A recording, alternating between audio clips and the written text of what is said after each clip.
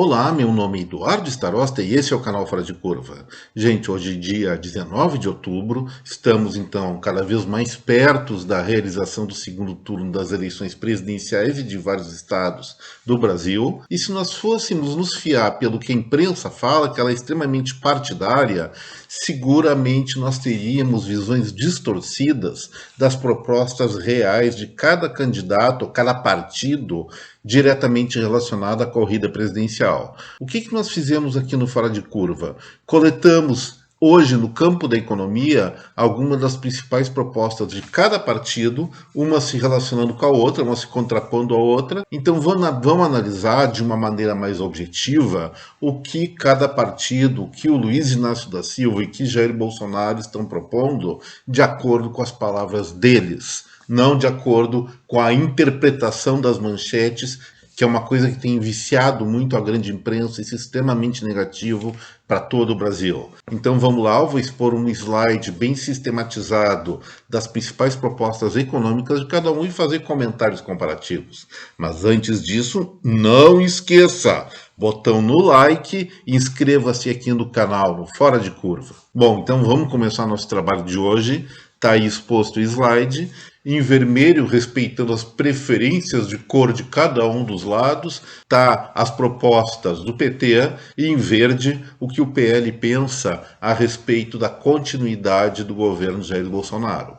Então vou começar pela questão dos combustíveis, que realmente foi uma diferença muito grande que ocorreu nos últimos meses aqui no Brasil, com a redução especialmente do preço da gasolina e do etanol, por conta, em primeiro lugar, da redução de incidência de ICMS sobre esses produtos. O IPI já tinha caído bastante, e também, mais recentemente, em função da queda do preço internacional do petróleo. Mas o futuro sobre isso ainda é uma incógnita. Será que o ICMS vai se manter reduzido em 2023? Ou será que existem outras alternativas quanto à administração da questão petróleo, da questão combustível aqui no Brasil? O que o PT, o que o Luiz Inácio da Silva propõe? Uma nova política de preço dos combustíveis a partir dos custos nacionais. Esse ponto nós abordamos há alguns meses aqui no Fora de Curva, considerando que mais ou menos 85% do combustível consumido aqui no Brasil é produzido no próprio país. Falta esses 15% por uma questão de falta de capacidade de refino. Então, o PT propondo esta nova política dos combustíveis a partir dos custos nacionais está ignorando toda a dinâmica do mercado internacional. Tem vantagens? Sim, tem algumas vantagens na medida em que são considerados apenas os insumos dentro do Brasil, e um dos grandes erros, a meu ver, na política de determinação dos preços do petróleo aqui no Brasil é considerar dentro da matriz de custos o chamado preço CIF de importação, que carrega todo o custo de logística, que aqui internamente é bem menor, porque, como nós falamos anteriormente, a maior parte do combustível distribuído no Brasil é produzido aqui no próprio mercado nacional. Mas isso vai impedir, por outro lado, que as refinarias privatizadas tenham competitividade para disputar o mercado nacional. E aí voltamos à questão do monopólio da Petrobras. Pelo lado das propostas do PL, leia-se Jair Messias Bolsonaro, a principal prioridade é apoiar o investimento privado em novas refinarias, mantendo, evidentemente, através de negociação, uma carga tributária mais reduzida sobre esses combustíveis.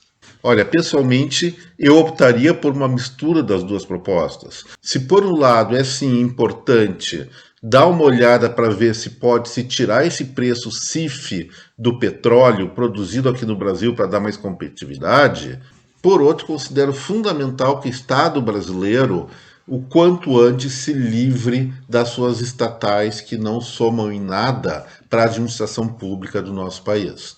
Opinião minha. Na questão fiscal, PT propõe reforma tributária desonerando pobres e onerando ricos. Como se isso fosse uma coisa bastante simples. A ideia petista não é de hoje, eles têm essa tendência há muito tempo, é criar o famoso imposto sobre grandes fortunas. Isso, a meu ver, é uma grande besteira em termos práticos. Normalmente, grandes fortunas, quando são sobretaxadas, o que elas fazem? Mudam de país. E aí não vai haver mais grandes fortunas no Brasil. Pelo lado de Jair Bolsonaro, a proposta é continuidade do ajuste fiscal, reduzindo a famosa relação dívida sobre PIB. O que é essa relação dívida sobre PIB, gente? É o quanto o setor público brasileiro deve em relação a tudo que se produz no país. Realmente, no decorrer de 2022, especialmente depois da maior parte da crise da pandemia, essa relação dívida-PIB está caindo, isso é muito bom, contando nisso aí também com a redução de impostos sobre consumo, que são os mais regressivos, que mais oneram proporcionalmente as classes de consumo mais pobres. Outra coisa que tem que ficar bem enfatizada, quando eu falo de controle da dívida interna, eu estou dizendo que é controle das contas públicas, manter disciplina fiscal. Por outro lado, a proposta do PT em relação a isso é o quê? Romper o teto de gastos, eventualmente gastar mais do que o Estado arrecada, aumentando o endividamento. O que significa aumento de endividamento público? Primeiro, pressão para cima, ainda mais para cima dos juros, ou trocar isso por inflação. Acho que nenhum dos dois casos é desejável. Nesse caso, eu considero bastante apropriada, bastante positiva a política até hoje levada pelo ministro Paulo Guedes e entendo, consequentemente, que a condução da política fiscal, da política tributária do Brasil está indo para um caminho muito melhor que há muitas décadas ou até séculos não se via nesse país. Um tema bastante polêmico, que é meio ambiente, que tem sido abordado nacionalmente em função dos debates relativos à Amazônia.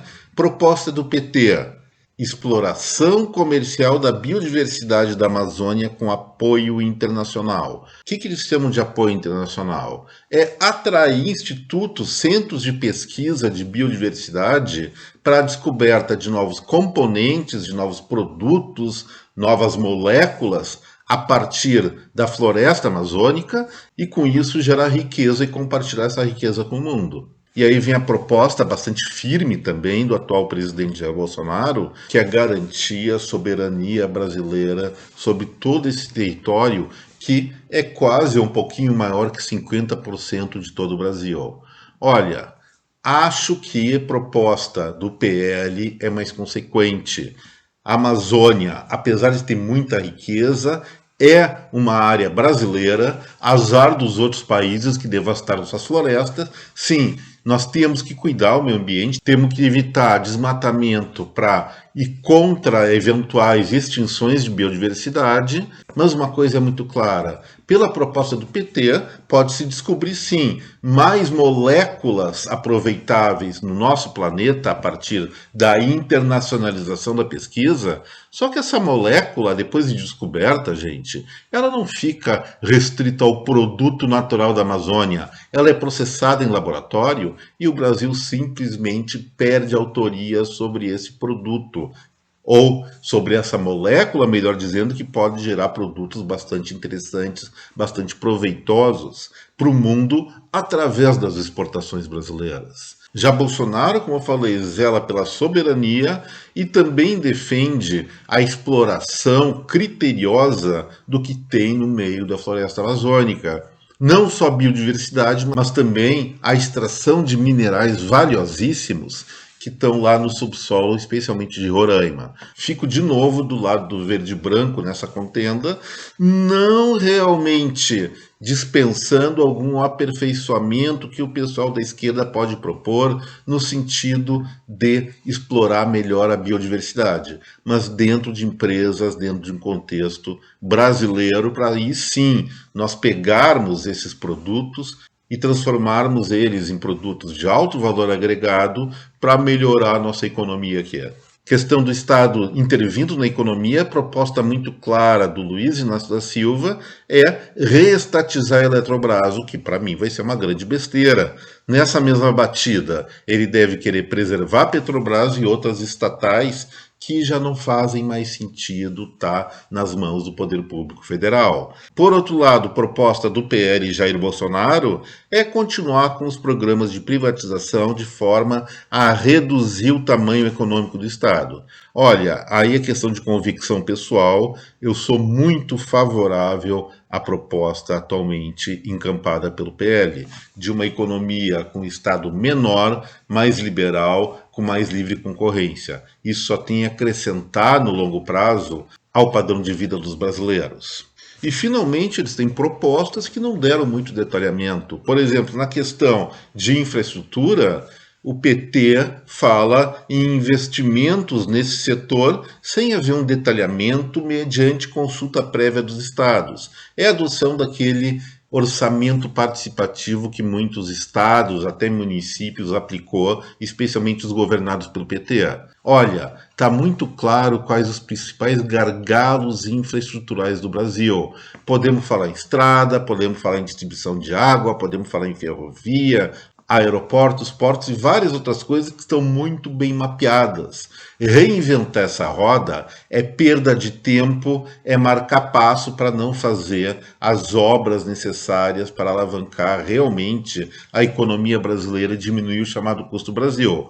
Por outro lado, o partido de Jair Bolsonaro, o PL, está propondo apoio às exportações de produtos que tenham maior valor agregado. Sou francamente favorável a isso. Porém, gente, também não há maiores detalhamentos de como vão fazer isso. É importante, mas não adianta, aí vai uma crítica também, chapar uma proposta sem dizer como ela vai acontecer. Espero que, se eles forem eleitos, tenham a competência de transformar isso em realidade, porque o Brasil realmente exporta muita coisa, muita matéria-prima, muito mineral bruto e perde em não elaborar esses produtos básicos em coisas mais elaboradas que têm muito maior valor no mercado internacional. Por fim, novamente, o Partido dos Trabalhadores coloca muito claro seu apoio ao empreendedorismo. Como? Não tenho a mínima ideia. Assim como o PL, através de Jair Bolsonaro, propõe a recuperação de compra do brasileiro, também sem grandes detalhamentos.